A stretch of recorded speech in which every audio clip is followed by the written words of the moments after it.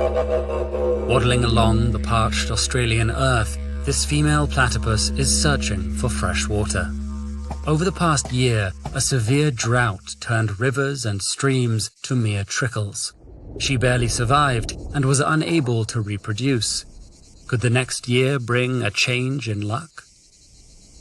It's autumn, and fat raindrops finally come spilling from the sky.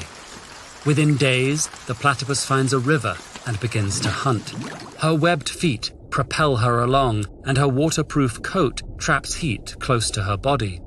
Underwater, she senses her surroundings with her duck-like bill, which is fitted with about 40,000 electroreceptors. This allows her to detect the minuscule electrical signals coming from a glass shrimp's nerves and muscles. She makes it a quick meal. And once she clambers back on land to construct a burrow, she waddles in a lizard-like posture, her limbs moving horizontally to her spine. The platypus has many quirks. As a monotreme, she's part of the most ancient lineage of mammals alive today. Consequently, she has a curious mix of mammalian, avian, and reptilian features, which is reflected in her genome.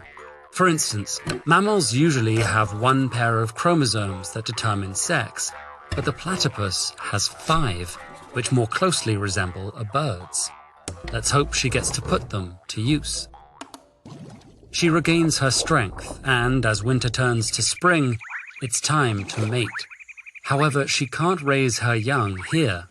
The surrounding land has begun to be deforested, causing the riverbank to erode.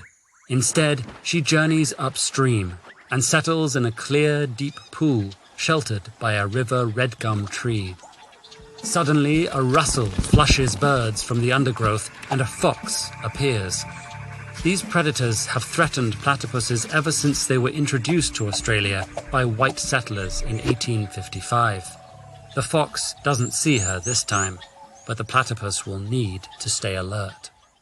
2 males also occupy this area, and soon enough, they begin competing for her affections. Each has spurs on its hind legs containing potent, snake-like venom.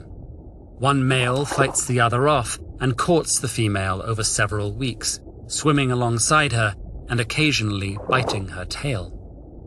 Eventually, she reciprocates, and they swim around in circles before doing the deed. The male platypus has a penis with eccentric features like 2 heads and spines that aid in fertilization.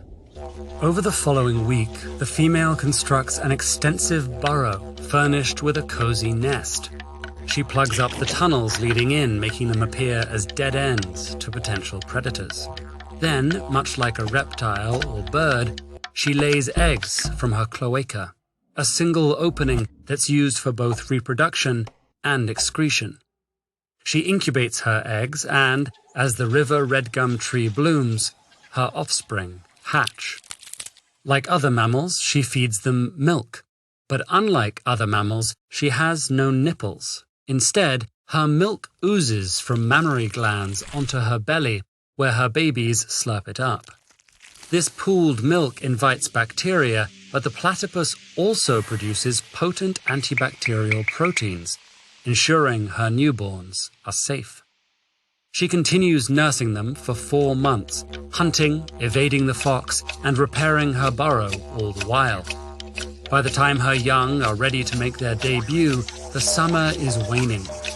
One evening, after the female platypus returns from hunting, she finds that one nestling has already struck off on its own. A few days later, the other also leaves the burrow. Soon, her young are living completely independently, and eventually, they'll leave this part of the river to make homes of their own.